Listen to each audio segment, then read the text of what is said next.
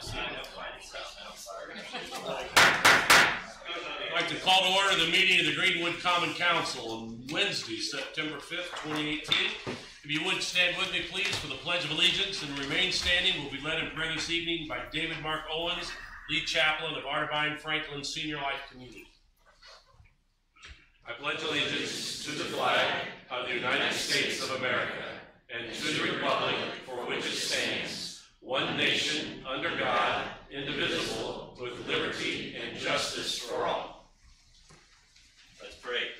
God of all, prayer of acknowledgement tonight.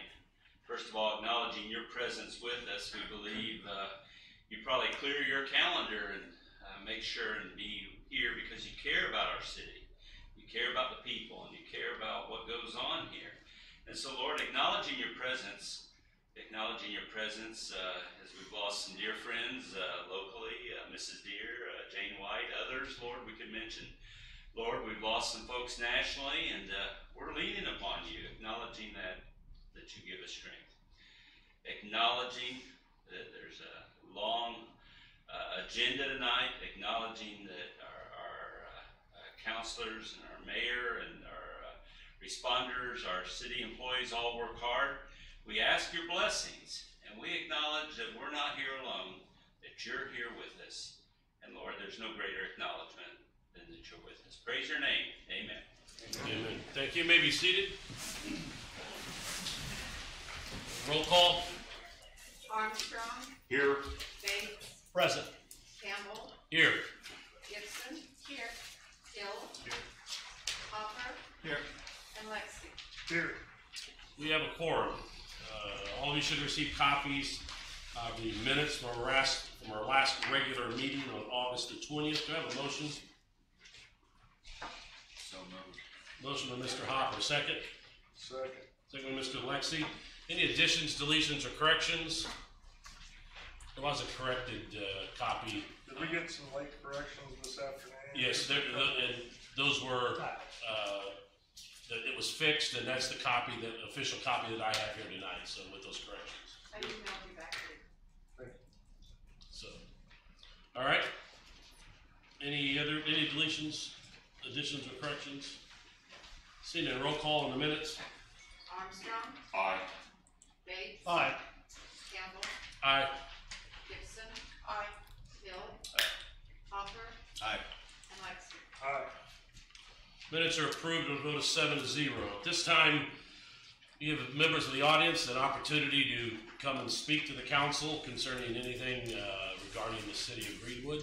If I'm guessing that many of you hear about the ordinance for the effect Tuscany Village. We have a 20-minute time limit on groups, and so that's those in favor or opposed. So if there's anybody who'd like to come and address the council now, please step forward to the podium and give your name and address for the record. Hi, thank you.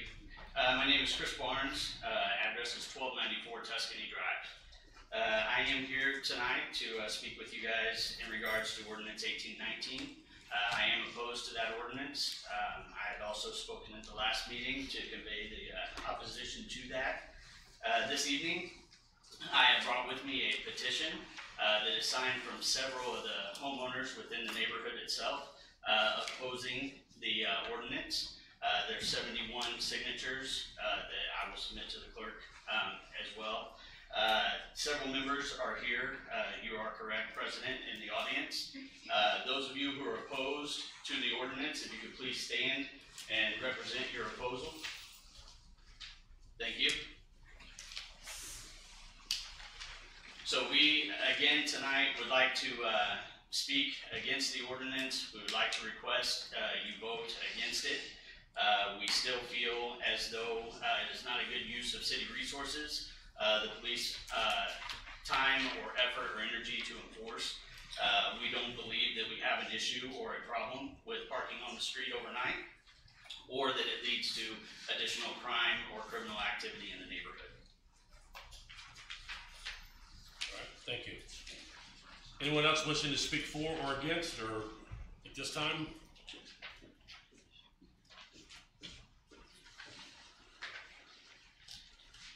Andrea Emerson. I'm at 1698 Tuscany Drive, and I'm here also to provide input on pending ordinance 1819. And I won't say anything that you haven't heard before, but I want to highlight 5 points. One, this ordinance was presented to you as a community petition, representative of homeowners' wishes. But in reality, Tuscany Village residents didn't find out about it until August 20th, when it was first introduced in your council meeting. And one point of contention among residents is that we had zero awareness, zero voice, or input into that petition, which brings me to my second point. Following that meeting, as you know, Chris just pointed out, a few of us polled our neighbors and collected, 71 signatures opposing the ordinance. And we know those signatures don't hold any legal weight, but they're just representative, just documentation of the wishes of those households. One concern that residents have expressed is that an overnight street parking ban would be a tremendous inconvenience when hosting overnight guests or late night gatherings. And to get around this, the current HOA leadership advised some residents that they could simply call the police in those instances. Hey, I'm hosting a party, don't take it with me tonight. Which is not only impractical, but it implies that we can pick and choose when to enforce or not enforce that ordinance. And it just defeats the purpose of it altogether. 4, it's unnecessary. I don't think that any other neighborhood does this. We already have appropriate laws in place to deal with improper parking. And the argument that overnight street parking impacts safety is just speculation at best. Altogether, we believe that this ordinance amounts to having the city, first responders, taxpayers enforcing an HOA's personal preferences because they lack the authority to do that. So based on these factors, I ask on behalf of Tuscany Village residents who signed the counter petition that you strike down this ordinance. Thank you. Anyone else at this time wishing to address the council on any topic?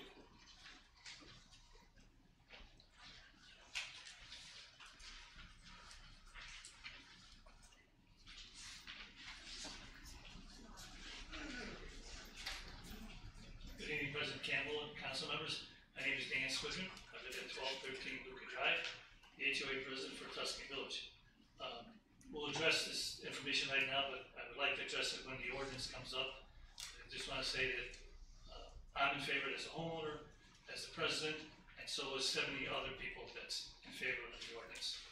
So we'll present that information when the ordinance is coming, unless there's no one else to speak. All right, anybody else wishing to speak at this time about any topic?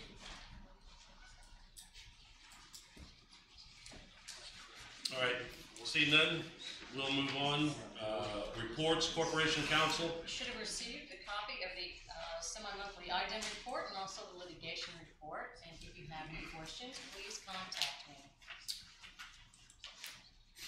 Any committee or board reports? You should have received a short report about a special RDC meeting we had. If you have any questions, let me know. Any other committee or board reports? Probably not, since we don't have any appointees.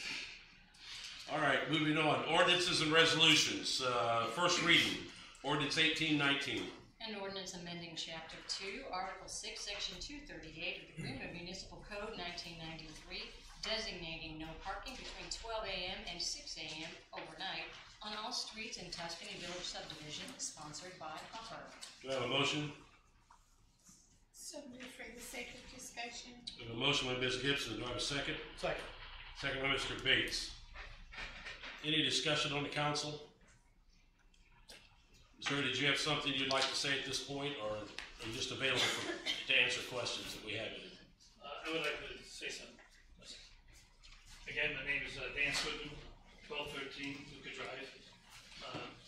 We just want to say that board members did take a vote for an unsolicited, unbiased survey of the homeowners, and we have 65 yes votes, and we have 3 no votes and 2 undecided votes. So that is our presentation. If there's anything that has to do with verification of signatures, the board is ready to verify our signatures and the opposing group signatures, because there was some problem last time with the petition with inadequacies made by error, I assume. There are 4 or 5 other communities that do have no parking after midnight. There's in Whiteman, Country Gate, New Whiteman has it, Stony Brook Springs, and Cobblestone. Also, they say there's not a need for no overnight street parking. All we want to do is members of the board and 70 other homeowners, we just want to stop any predators that may come into our community because they see a car sitting out in the street, which attracts them in there. We have a police report here from January of 2017 to the present time, 126 visits into our community for calls such as criminal mischief, parking problems, VIN inspections, disabled vehicles, suspicious persons, gun issues, abandoned vehicles. So there's 126. People don't think there's a need for it. Well, maybe there is a need because the police are in here 4.5 days, every 4.5 days, 5 days they're in our community. Also, we have a report of 15 to 18 vehicles that has been tagged from our Main Street management for parking overnight, and some are continuous. And when we say continuous, their driveways are open, there's no cars on it, yet they prefer to park on the street. They have no concern for their neighbors that might live across the street when they're trying to get out of their driveways. And this is how this all started, as we've had complaints from homeowners. This is how it all started, where people couldn't get out of their driveways at 5 o'clock in the morning because there was another car behind them parked on the other side of the street. So they had to maneuver, especially in the winter, we have some slopey driveways. They're afraid that they're going to hit the other vehicle. So that's how it all started. And if there's any questions from the council, we're here to answer them. All right, anyone on the council have a question? The 70 signatures, are those for each signature from a different house? Yes.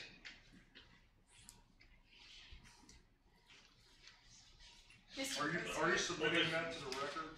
Pardon? Are you submitting a copy of that for the record? President Campbell already has a They copy. gave me a copy and I've given it to the clerk for the record, yes. I think there was 3 homes that the wife wanted to sign also. This is not an official petition concerning with our HOA. This is more or less a survey for the city, because this is not an HOA problem. I guess one thought I have about the suggestion that homeowners could call the police and say, I'm having visitors tonight, please ignore my violation of this ordinance. It seems to me that that sort of a thing is achieved better with your neighbors, or more easily through your neighbors. I've been involved with my homeowner association since 1996, and if we see a person who has something in their yard for a day, we don't run down there and light them up and call the attorney on Monday morning. We see if it's there the next day, and see if it's there the next day, and then we go down there and say, how long is this going to be here? And it seems to me that when you ask for an ordinance, you're imposing a very bright line that we should not demand our law enforcement officers to serve in the role as a good neighbor. You're correct. However, the opposing group sent it out to 57 communities.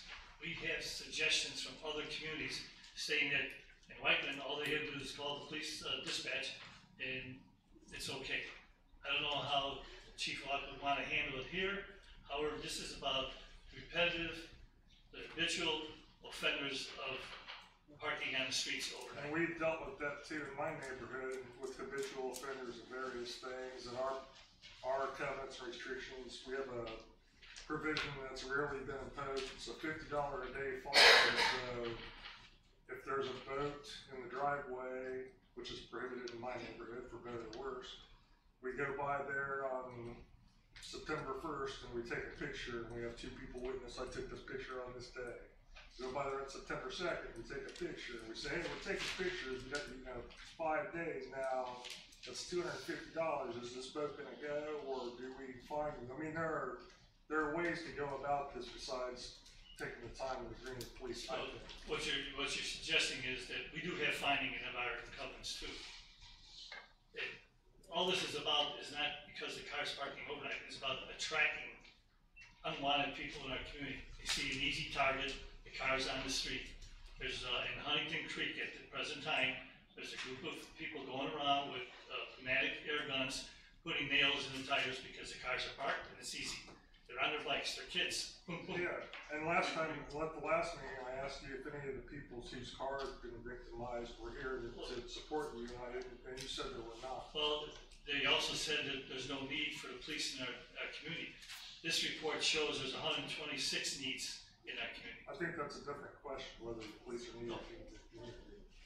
Well, I'm just saying that they say there's no problem. They're trying to state that there's no problem because there's no need for police to come in there. Well, police come in there for vehicle inspections. What's that all about? We're not sure. Why are homeowners calling police to come into the community? So there is a need. Most homeowners will not go next door to their neighbor and tell them, hey, move your car. They come to the HOA. The vehicle identification number is a requirement of the state police in order to get a title for a car that you buy.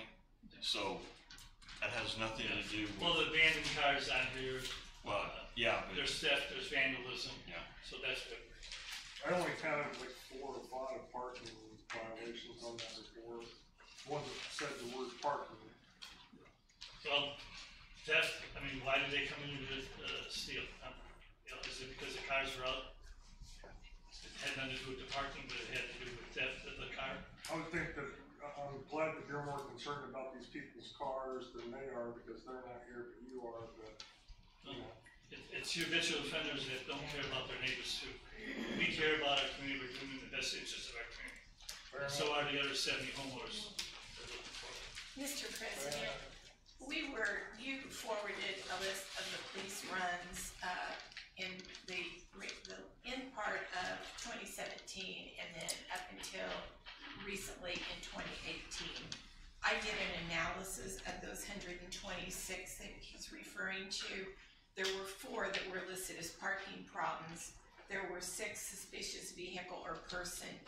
There were 3 abandoned vehicles. The rest of them, there were 41 alarms in residence, and most of those were disregarded.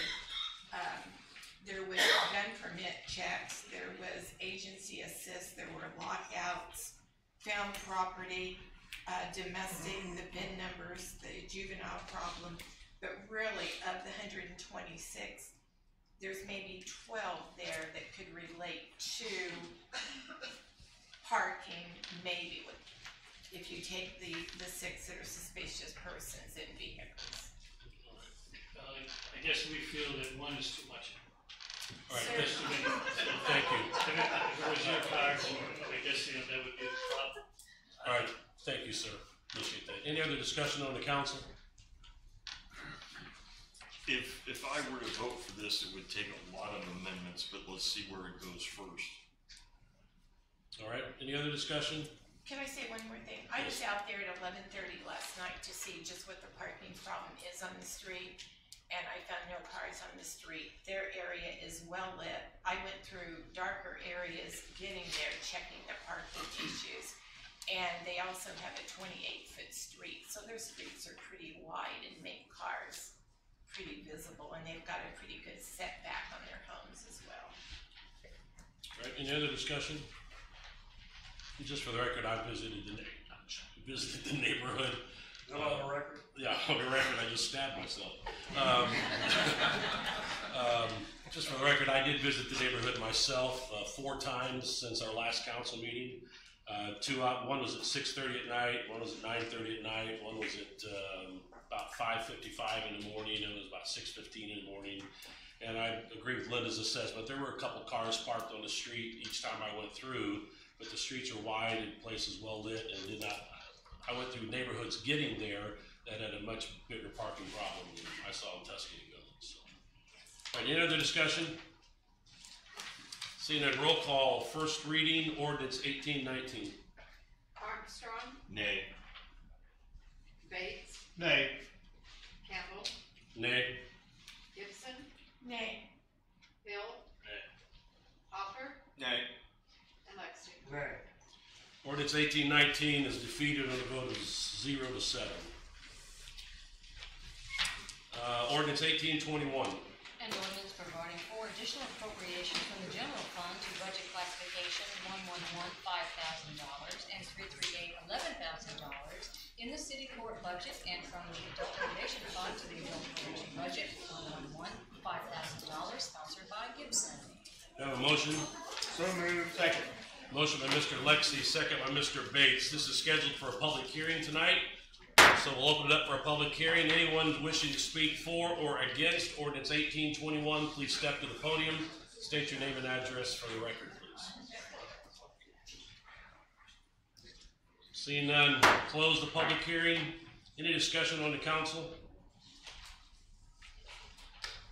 Seeing none, roll call, first reading, ordinance 1821. Bates, Aye. Campbell, Aye. Gibson, Aye. Hill. Hopper. Aye. Lexi, Aye. and Armstrong. Aye. Ordinance 1821 passes a vote of 7-0. Ordinance 1822. An ordinance transferring funds within the Parks Fund from budget category 444 to budget categories 222, $5,000 and 336, $48,000, sponsored by Gibson. Do you have a motion? So moved. Motion, Mr. Bates, second. Second. Second by Ms. Gibson. Any discussion, ordinance 1822? Seeing a roll call, first reading, ordinance 1822. Campbell, Aye. Gibson, Aye. Hill. Hopper.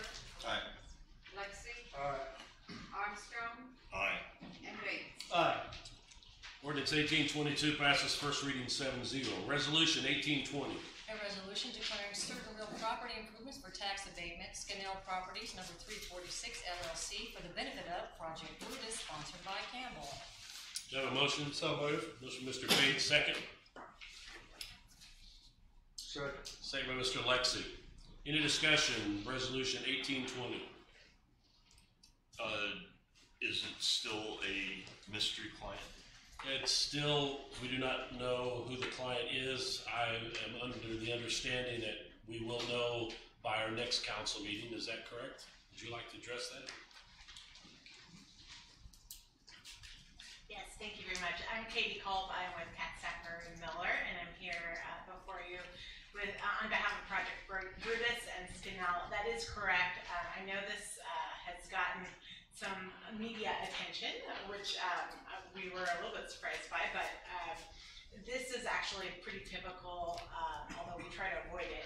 You know, we like to be able to communicate the profile of the company throughout the whole process, but from time to time, we do see this in economic development where due to the confidentiality and the timing of decision-making and so forth, that it's really important to keep things confidential until such time as the other moving pieces that are involved with regard to the overall supply chain and,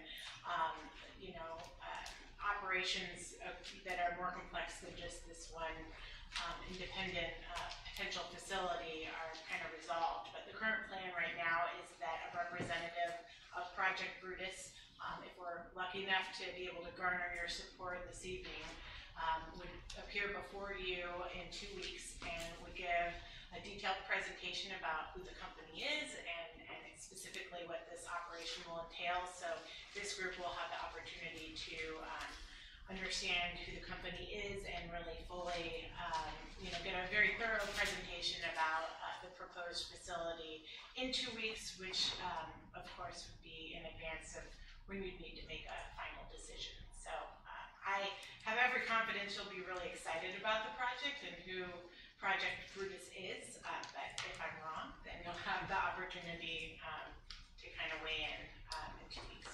All right, thank you very much. Thank you. Any other? The average wage that they're committing to is $14.65, which is significantly below the county average.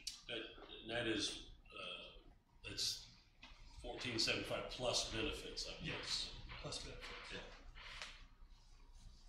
All right, any other comments or questions or discussion?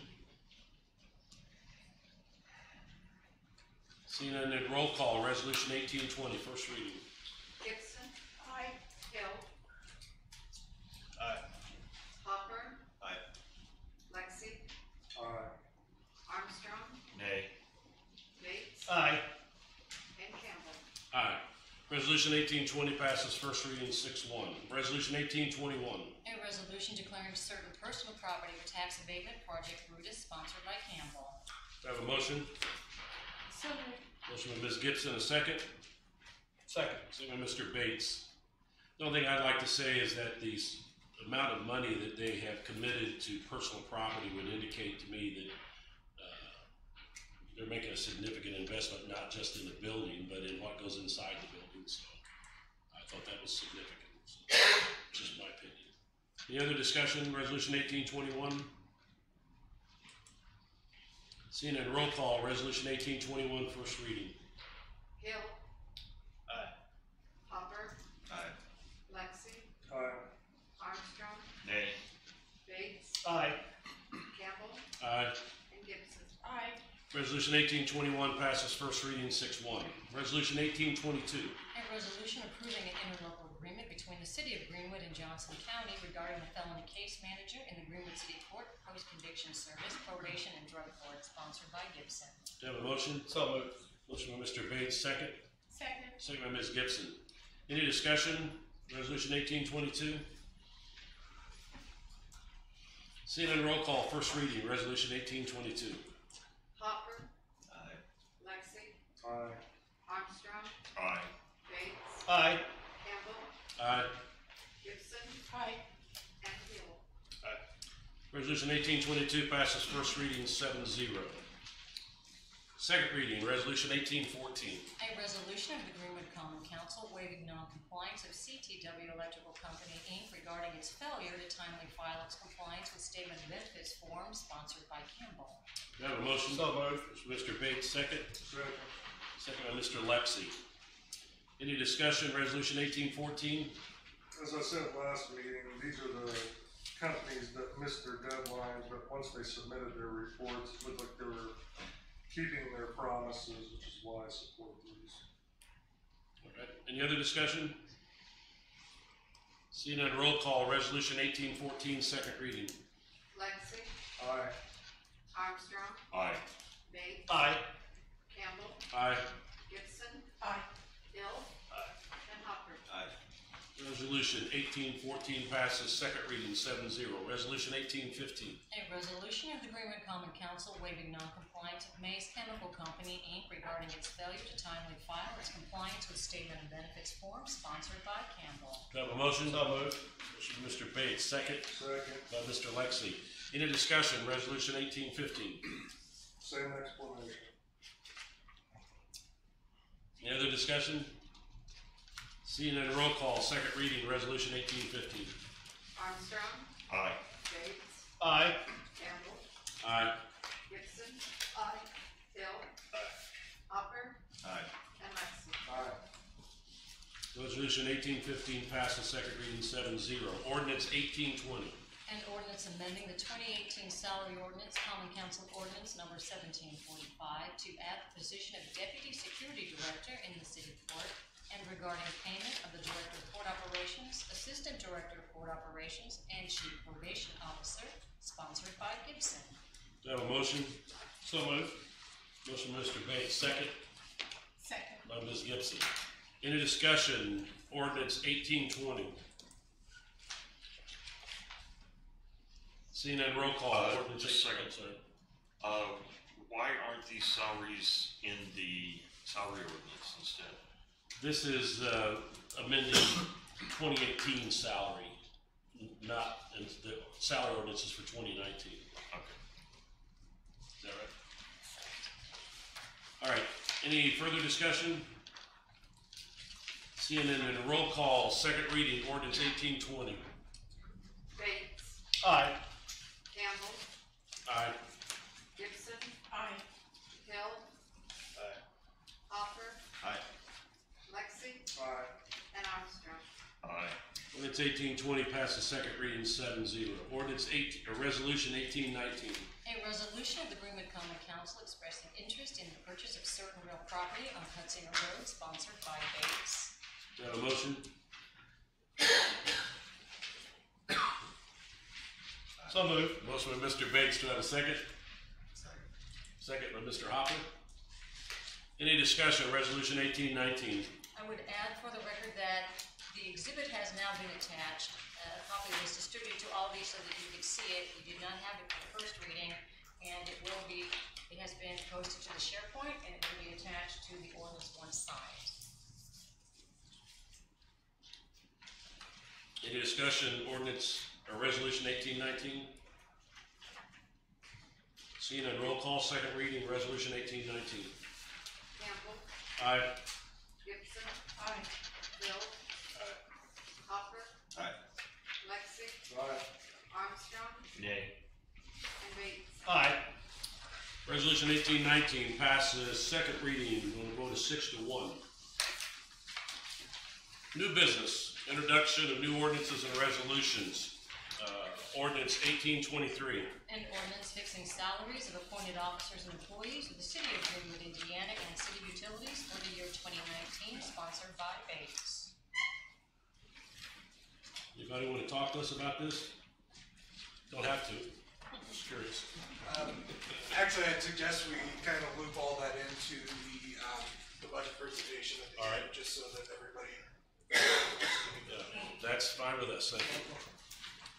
Ordinance 1824. An ordinance for appropriations and tax rates for the 2019 budget year, sponsored by Bates. Ordinance 1825. An ordinance vacating a portion of platted no-access easement, EMH&T, on behalf of Streams Edge Properties, LLC, located at 800 Commerce Parkway South Drive, sponsored by Campbell. This one has nothing to do with budgets. Somebody want to explain this one to us? Just briefly? We have a representative at EMH&T. Well, I can explain what that is. It is the Dayton Freight property, and they would like to do an expansion to add employee parking area, and they would like to add a drive, and they cannot because there is a no-access easement that prevents them from, I think, bringing it in. I have to look at it. Is it off of Grammar Allen? There are two of them, and so they need to vacate just a small portion of it so they can have that employee drive to access it. So that's what that is. All right. And it's set for public hearing on our next council meeting. Ordinance 1826. An ordinance amending Greenwood Municipal Code 1993, Chapter 2, Article 8, Section 274, maternity leave benefits, sponsored by Gibson.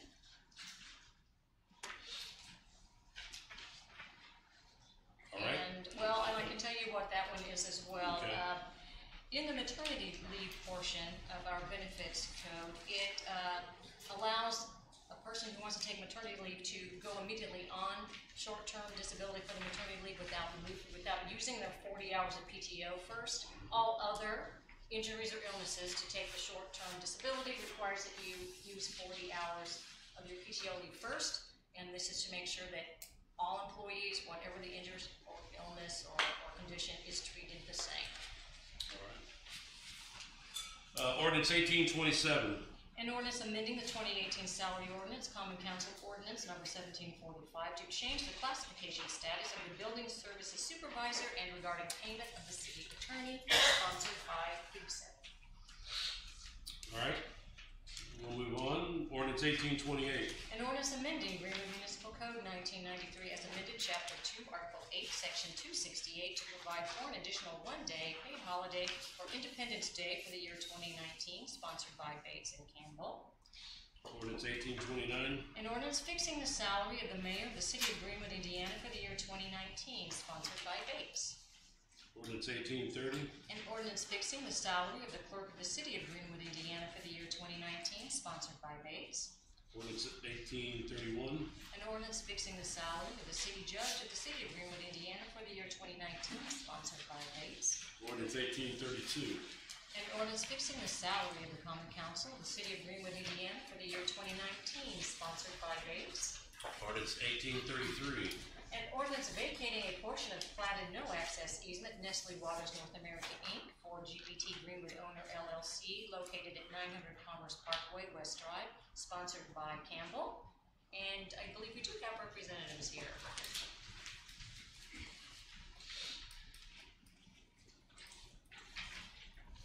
State your name and address for the record. Emily Bueno, the factory is at 900 Commerce Parkway West Drive. All right.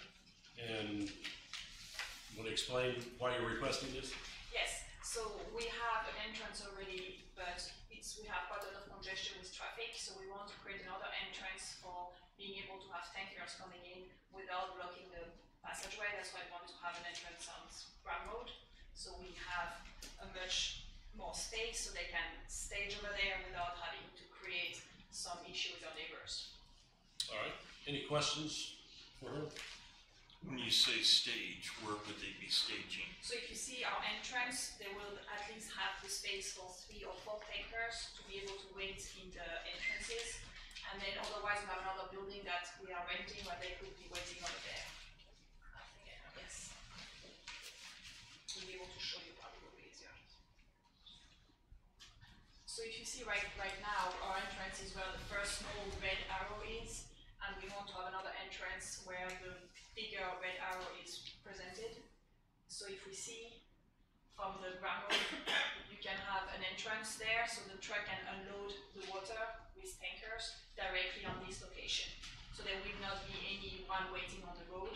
They will be all staging their unloading over there, and there is at least 3 truck space for there.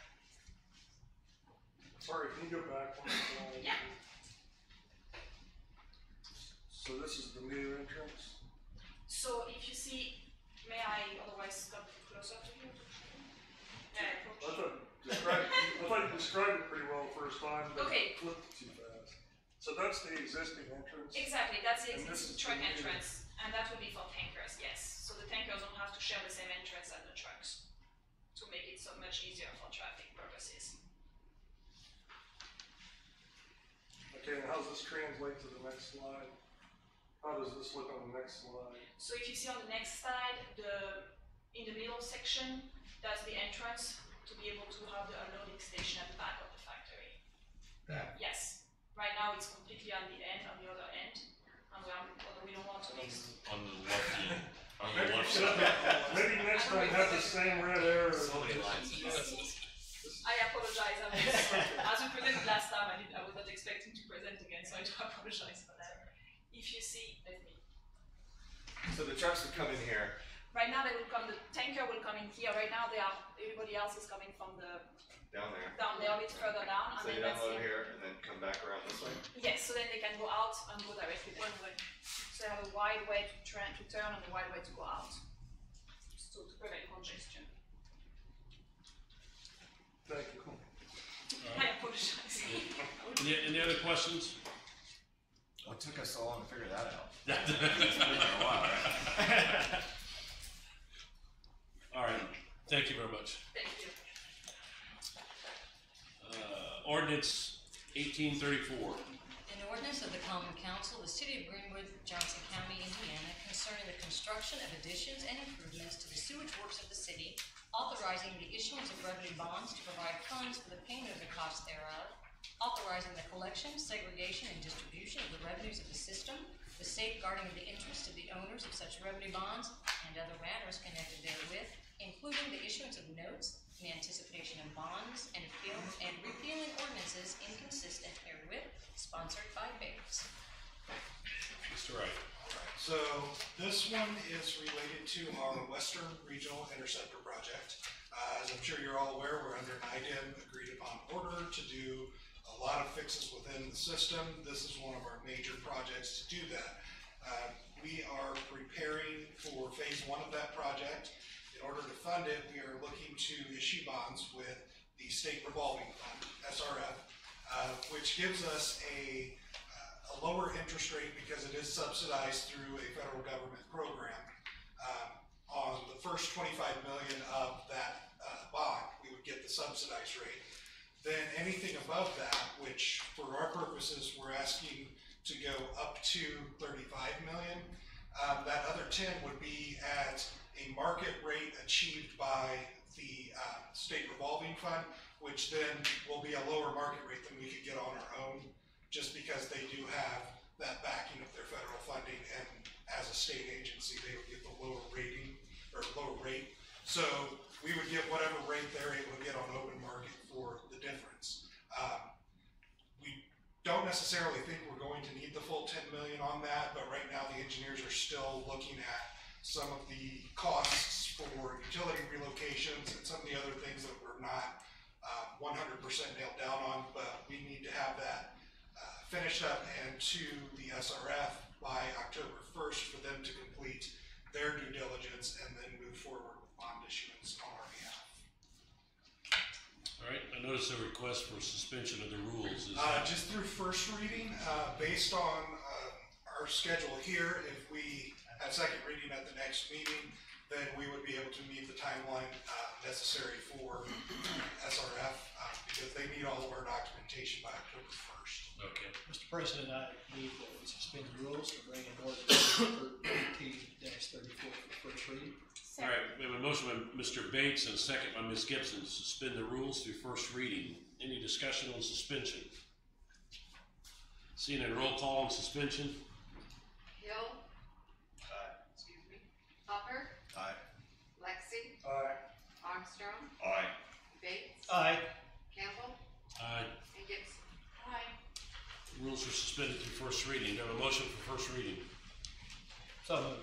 Motion by Mr. Bates, second. Second. Second by Ms. Gibson. Any discussion on ordinance 1834 or questions for Mr. Wright or for our legal counsel? Anybody? Is this the one that we received a red line of? Yes. Okay. All right, any other And this discussion? is the, after the red line changes? Okay. All right, any other discussion? Seeing none, roll call, ordinance 1834, first reading. Hopper. Aye. Lexi. Aye. Armstrong. Aye. Bates. Aye. Campbell. Aye. Gibson. Aye. And Hill. Ordinance 1834 passes first reading 7-0. See you shortly. Yes. Resolution 1823. A resolution establishing holidays for employees of the City of Greenwood for the year 2019, sponsored by Bates and Campbell. All right. Miscellaneous business, council. As you all know, this is the time to discuss making appointments to the vacancies that we have on 4 different boards or commissions. First, let me say I appreciate Mr. Landon's service on the RDC and the social. He did a fine job, and he'll be missed. He did a great job. So, with that in mind, the order I plan to take them is Plan Commission, RDC, the social, and the Johnson County Solid Waste Board. That needs with your all's approval, then we'll do that. So at this time, I will accept nominations for Plan Commission. I would like to nominate Ron Bates. We have Ron Bates. Any other nominations?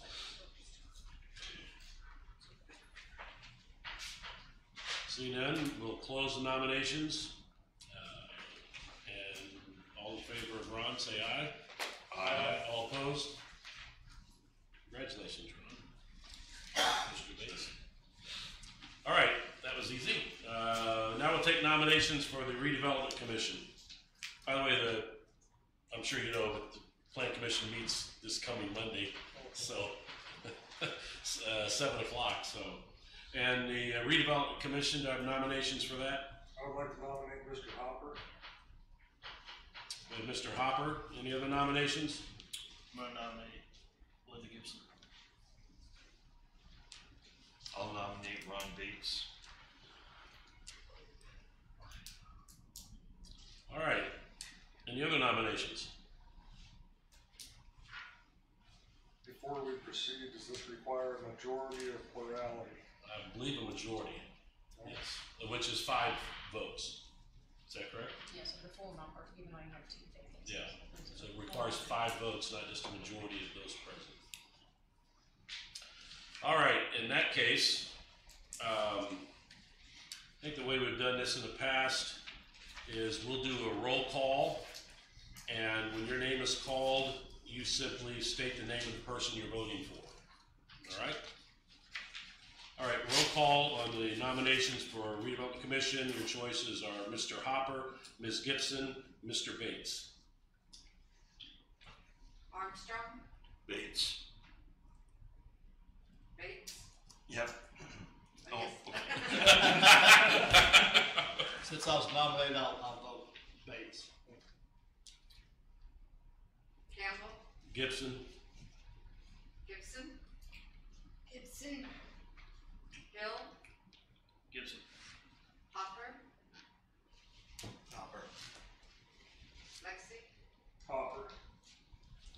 all right, we have 2 for Hopper, 3 for Gibson, and 2 for Mr. Bates.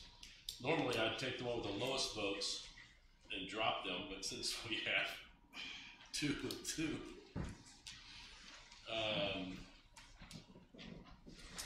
so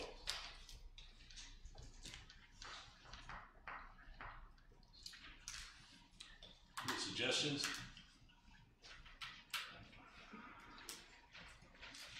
If we revote, we're probably, if we do the same thing, we'll probably get the same results.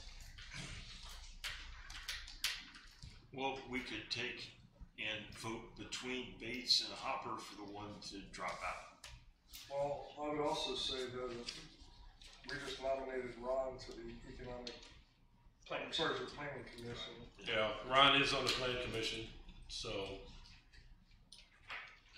I can withdraw my nomination if it's all right with the nominee. Okay. all right, then Mr. Bates volunteers to withdraw his name, which leaves Mr. Hopper and Ms. Gibson. So we'll do a roll call vote again, and your choices are Mr. Hopper and Ms. Gibson. Armstrong, Hopper. Bates, Hopper. Campbell, Gibson, Gibson, Gibson, Hill, Gibson. Hopper, Hopper. Lexi, Hopper. that gives us a vote of 4 to 3, which is still not a majority. When's our new member coming? Council member. I think that's a good point. Is it not better to wait until we have a full council? That's possible, but we have RDC meeting coming up next Tuesday. Can we do the other two? Do the other 2? Circle back. All right, we'll hold this for later and postpone it for now. I mean, we can come back even in this meeting. Yes. Fill in some slots. The social, do you have any nominations for the social? And can someone tell me when the social board meets? I'm not.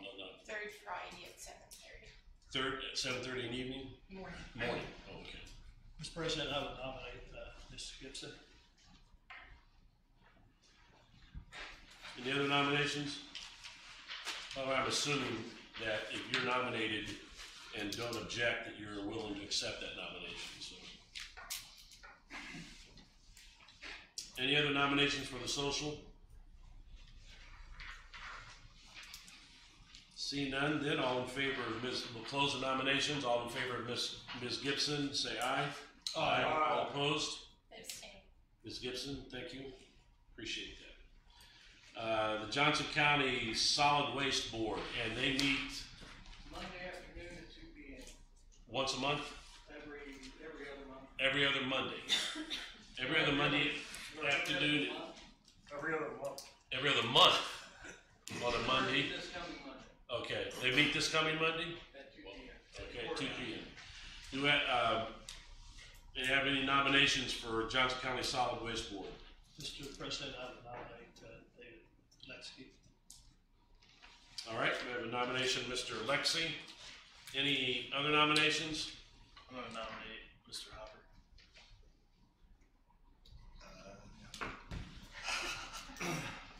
There's no way I can make it to a Okay, maybe 2 o'clock. appreciate the sentiment though. Thought maybe if you did that, you wouldn't want to go RDC. All right. Any other nominations in for Johnson County Solid Waste Board? You can think some things without saying. All right, then. See no other nominations. We'll close the nominations for the Johnson County Solid Waste Board. All in favor of Mr. Alexi, say aye. Aye. All opposed? Emphasis on staying. Passed that, Mr. Lexi, congratulations, on a vote of 6-0 with 1 abstention.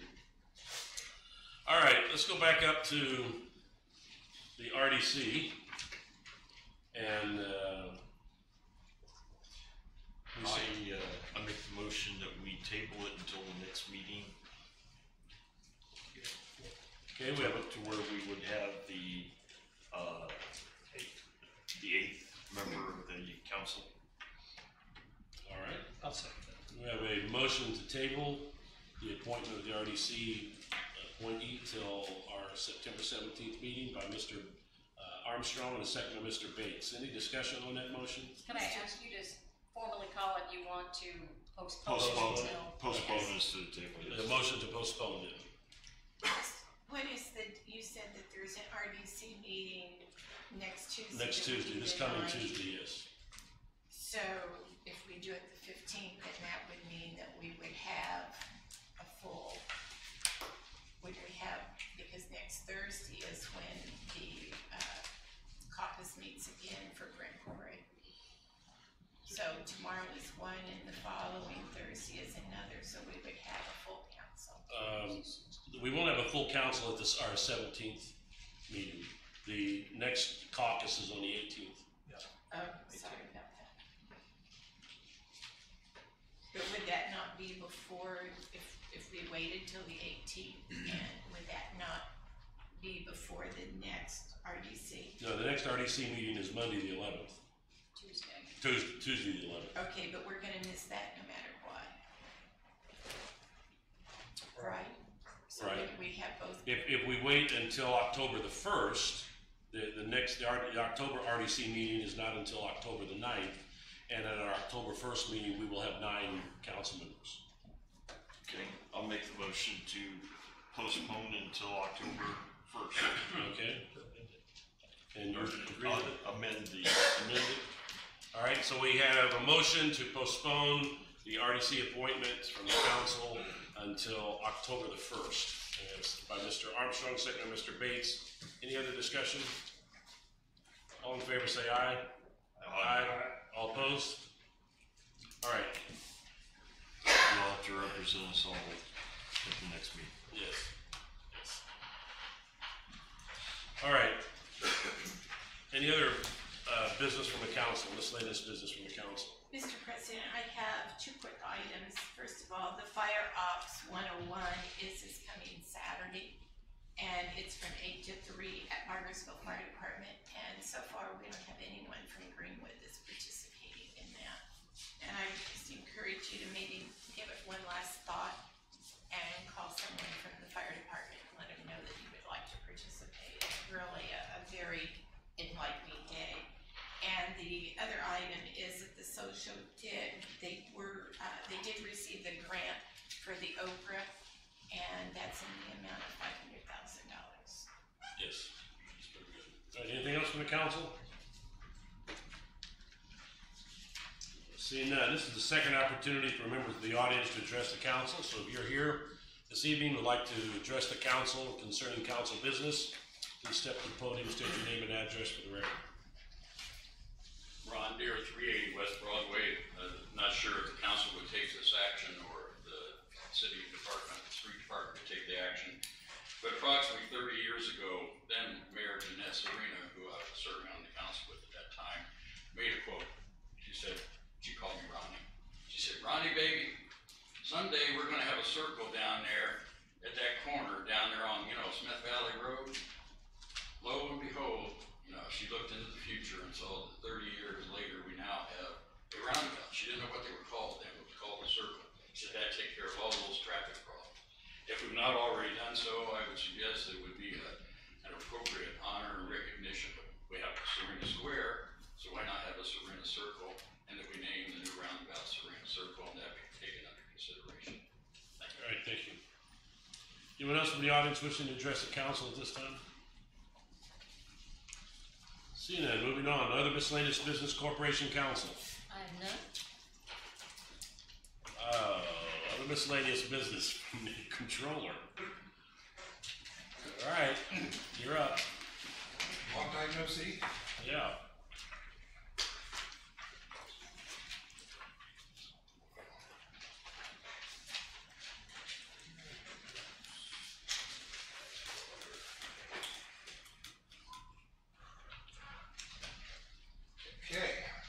2 of the budget.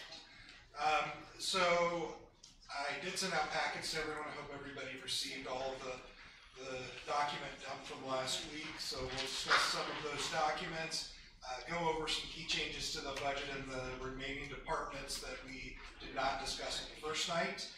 We do have the department heads available here if there are specific questions. And then we do have the budget summaries in there to show you the year-over-year changes.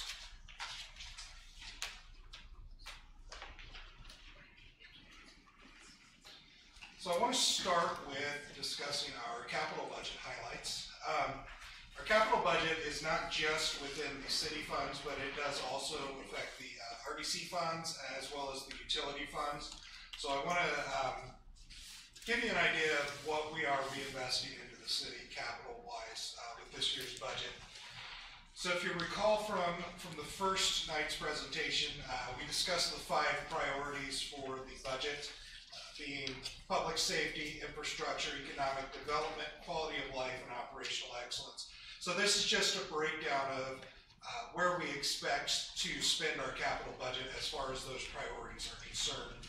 The biggest one is infrastructure, and as we discussed with the earlier ordinance on the bond, most of that infrastructure is the Western Regional Intersector Project.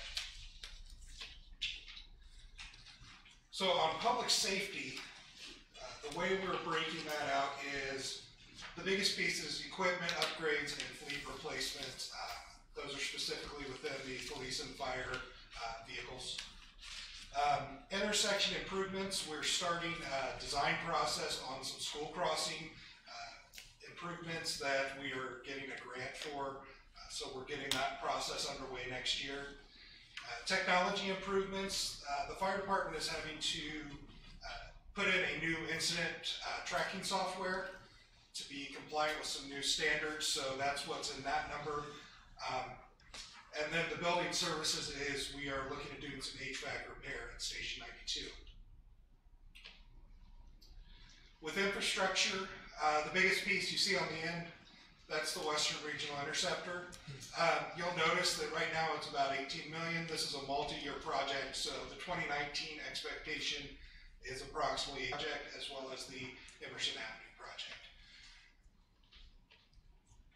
Under economic development, the biggest piece is related to our downtown revitalization, specifically the middle school property as well as the field house.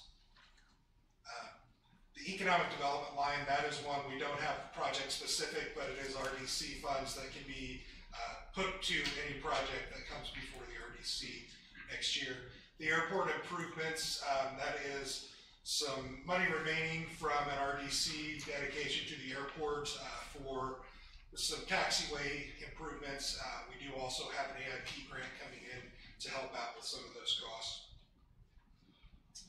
Under quality of life, our park development, the biggest pieces here are the Worsville Road Interchange Park. That's the land that was received from the state, or that will be soon once we get the deed, I believe. And so there's the intention to do some softball and baseball diamonds there.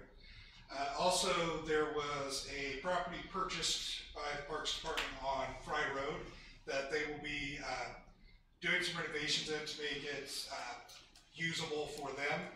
And then we've also got the downtown revitalization, the Madison to Meridian streetscapes there. Connectivity there is the alleyway reconstruction projects. And then the gateways is the signage project, trying to get all of our signage converted to be the same throughout the city.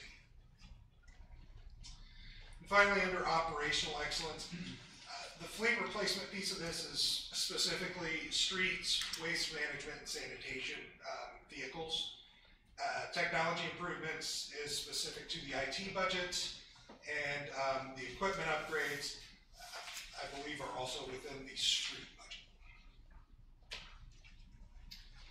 So here I'll hit on each of the individual departments. I guess first, did anybody have any questions on the capital piece? You were saying Emerson will be done next year? There are pieces of the Emerson project that expect to be paid for next year. There's also the phase 2 that's in planning, for the trail piece and some of the lighting, so that's in that budget. But, We is it still have the middle pieces this year with the milling and the paving, that's gonna be done this year, yeah. Greg, you mentioned something about improving the crosswalks near the schools. Will that also include the flashing lights that shows that the school is in session? That one I'm not for certain yet. That money for that project will actually come in, I believe it's in 2020, but we're doing the design phase now. So as we get into that design, I can probably give you that answer. Thank you. Alright, so this is the rundown of the departments we'll go through. I'll try and stop with each one and give you a chance to ask any questions. I think I kind of moved through pretty quickly last time. So we'll start with the mayor's office. There is the cost of living adjustment that we've had throughout. Some slight adjustments to other services based on some trending, and then the increased contribution to the social. You'll see that also within the council budget as that contribution is split between the two budgets. So you can see the overall increase. Specifically, most of it's the 5% COLA change.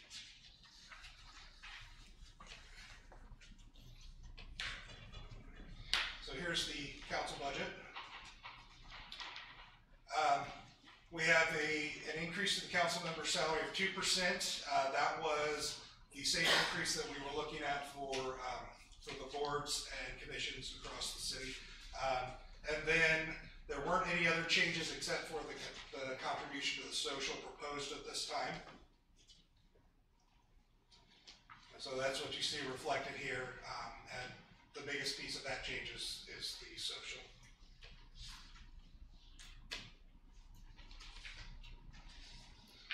So the fire department budgets. We were able to add in funding for 3 new full-time probationary firefighters for 2019. We are increasing our part-time hourly for the standby staffing from $12 to $14 an hour. This is to try and become more competitive with some of the surrounding fire districts paying to their part-timers so that we can get and retain the part-timers that we need to fill out our schedules. Right now, I do know that White River Township is at 16, I believe, so we're not quite there to competitive-wise, but this is what we can afford to fund in 2019's budget. The hazmat specialty pay has been moved into the base salary for those firefighters. That is now a requirement for all of them, so there's no longer necessarily a specialty related, everybody's got to have it. We do have some slight increases to supplies, so we can get new duty uniforms for those new probationary firefighters, as well as some outside testing. We do have funding for the 2013 lease coming off of that one. And then we're looking at a few capital things for them. I discussed the Station 92 roof, the fire incident tracking software, and then also there is a public safety radio lease that we are working on that will replace the radios throughout the fire and police departments. So that's going to be a big one that is financed over 10 years, which is the approximate life of those radios. I have just a quick question. It says you're adding funding for 3 new full-time probationary firefighters. What we've been doing in the past is we've had a lot of part-time. Is that what this is? We're replacing 6 part-time with 3 full-time? Yes, that's the idea, is to replace some of those part-time hours with full-time people, and then also be able to increase the per hour for the part-timers that we do have and that we're trying to get and retain, because we are losing them to other higher paid. Technically though, we're really not adding firefighters. We're not increasing the number of Right, we're people. converting some part-time hours to be full-time positions now. All right. That's the intent, yes. Any other questions? So again, this just kind of summarizes those changes across the board there.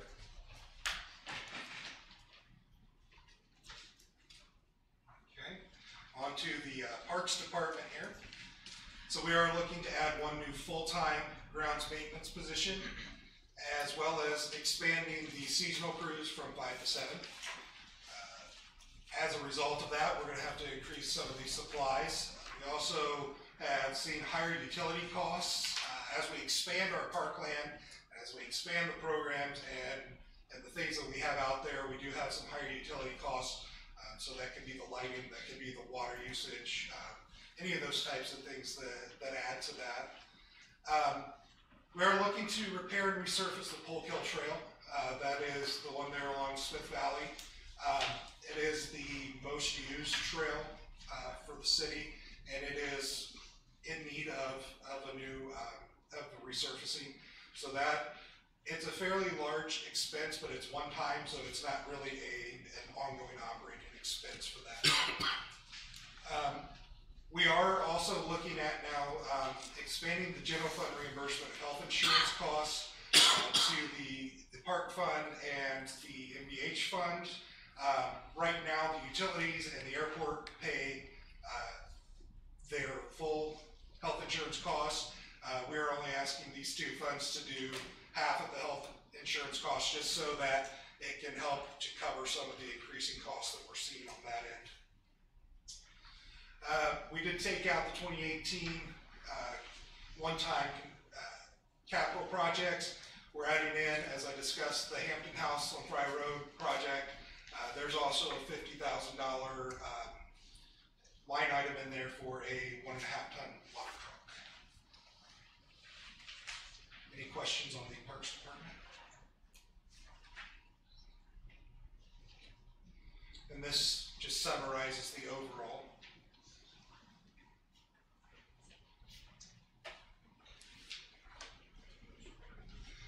Okay, on to the legal department.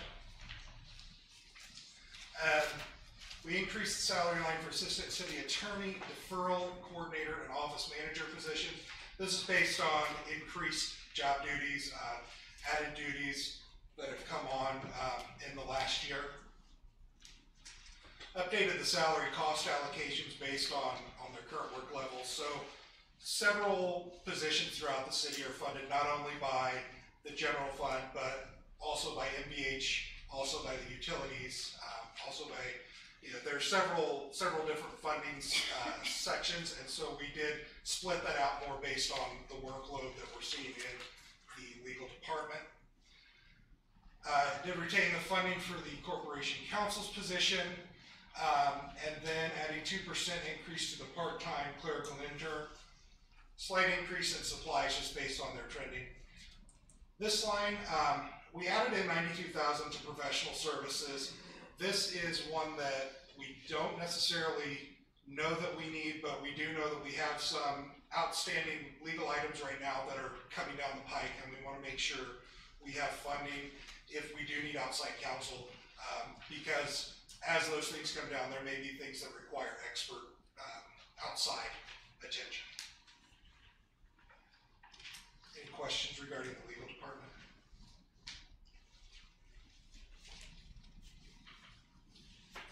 And that summary there just reflects the changes. Under fleet maintenance, we're looking to add a full-time technician and then reduce the part-time diesel mechanic. That's basically taking a part-timer and turning it into a now full-time position based on workload. Supplies and services, we see a slight increase in the trend, so we're bumping a little bit there. We do have a couple of capital items for fleet replacement. We do have another lease coming on, basically as one was rolling off, we're bringing on another one. This one would provide a vehicle for IT, some of the street vehicles we discussed in parks vehicles. Also, there is a $10,000 equipment replacement in the CCI cigarette tax. That is one of those flex items that's based on if something comes up that's needed, we have a line to cover it. Any questions regarding fleet maintenance? And this reflects the fleet maintenance budget and the new FTE. On to the street department. So under the street department, we're looking to add one new full-time secretary position, adjusting the part-time labor cost based on the trend. So increasing the road preservation program. Currently for 2018, that was $1,050,000. We are looking at going to $1,232,000 based on what we have available coming from our local road and street and MVH dollars. Again, as I discussed, we'll have the MVH fund reimbursing part of their health insurance costs. So the annual bid overlay, and then there is a one-time expense for an asphalt paver and plow. I think that might have been roller, not paver. And that's what we have coming across for the street department budget. Any questions regarding the street department? Alright, and that's a summary there.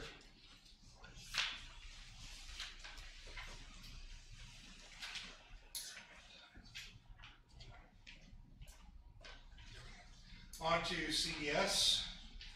We're looking to add a full-time, that says engineering technician. We have actually recently changed that title to staff engineer. We're converting the admin 1 position to being a database technician. We did increase the services for standard review and modernization lines. The CDS line items will be contributing into the CityWorks annual support. That is the software that is used for tracking all of the permits and the workflows that are going through sanitation, stormwater, and CDS.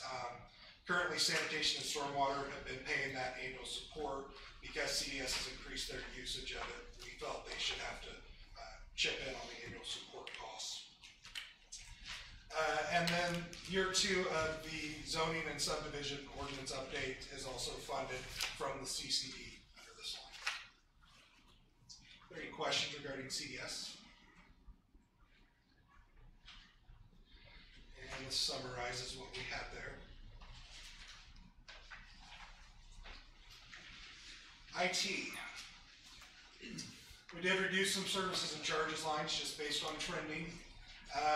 Remove the line for the disaster recovery plan professional services. That was a one-time expense.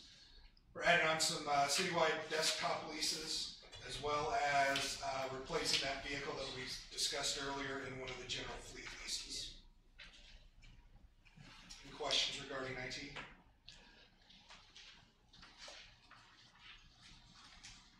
And this summarizes what we have there. It's actually a net decrease in their budget.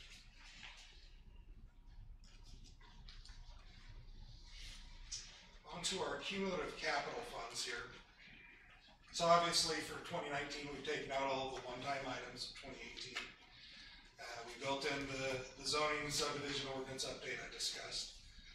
We do have the new fire station debt service built into that line. And then also funding for a new accounting and payroll system. The current system is from 2008, and we've been having a lot of trouble with it. We found a good vendor with an updated system that will actually serve the city well into the future.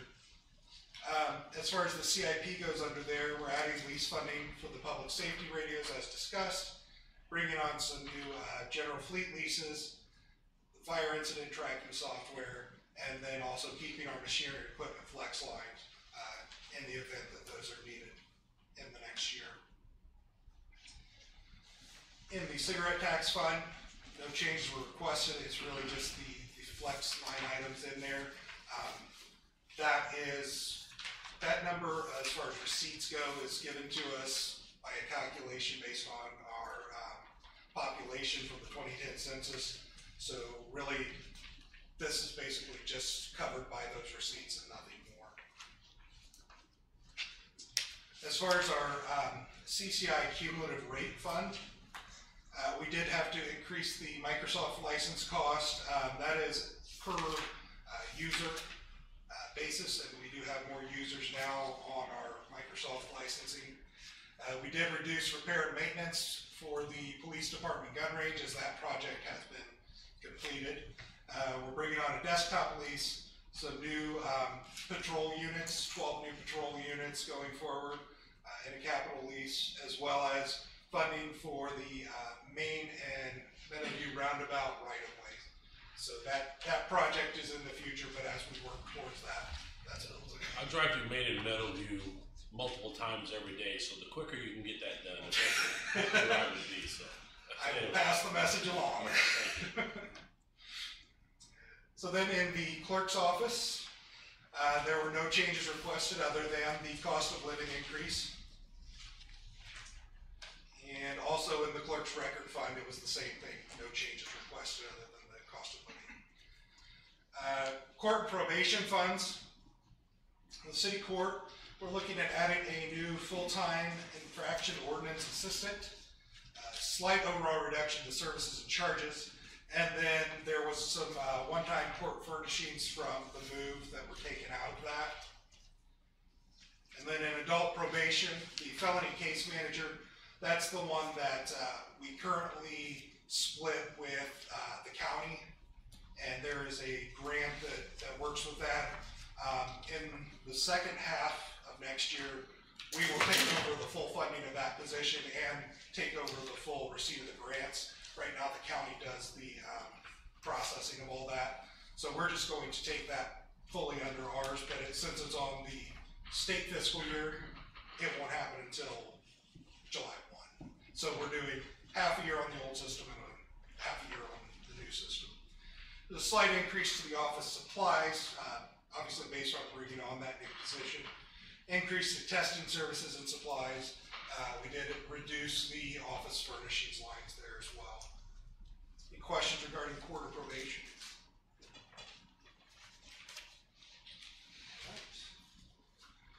So in the documentation that I sent to the council last week, there was a citizens budget. This is important for our transparency, as well as we are intending to submit our budget this year to the GFOA, the Government Finance Officers Association. They do review those as well as the annual reports. The last several years, our annual report has been reviewed and given an award from them for excellence, so we're going to start submitting our budgets as well to have those reviewed. You'll see the executive summary really is just trying to put all of this information we've gone through in the last two meetings into paragraph form, make it a little easier for anybody who wants to specifically look at the process or specifically look into some of these without getting deep in the weeds of the numbers. This kind of summarizes all of that for you. The department summaries, those were interspersed throughout these presentations, but you'll have all of those under one umbrella there. The line item detail budget, that is obviously the biggest piece of what we're doing here that has to go to the states. So we do have all of those line items built out, so as you go through this process and go through some of those, if there are questions you have, feel free to reach out to me, feel free to reach out to the mayor, the deputy mayor, one of the departments. We can speak to those as you go through if you have questions outside of the meetings here. We did include the schedule of authorized position and salary ordinances as part of that. That's kind of why I wanted to loop all of this in with the salary ordinance discussion earlier. So you should see that all of the pieces of the salary ordinance tie back to the budget so that they're all funded. The multi-year capital budget there, that document really is a constantly evolving document. What I would suggest is that anytime that you would like to see where we stand on any projects, we keep that updated. We meet weekly. So feel free, come into the office and we'll go through it. We have a lot of projects. It's all the different funding sources, and we'd be glad to review that with you. The budget work papers basically are how did we get to these numbers in here for a lot of our calculations. And so any of those that as you get into it and have questions about, please give me a call. I'd be happy to go through our logic, our assumptions, and how we got to those figures. Any questions regarding this slide? I have one. Yes, sir. Maybe I missed it somewhere along the way here, but I believe next year is local elections. I think there's a cost involved in the election process for the city of Greenwood. I didn't see it here, but that needs to be considered. Okay, I will have to look into that and find out what cost we should expect related to that, because I'm not for certain, but I will find out and make sure that it's included in our estimates. Any other questions? So our next meeting will be the first reading of the budget. If you have any questions at that time, I'm happy to answer them, but I won't plan to do a large presentation and take up your entire evening. Thank you very much. Thank you.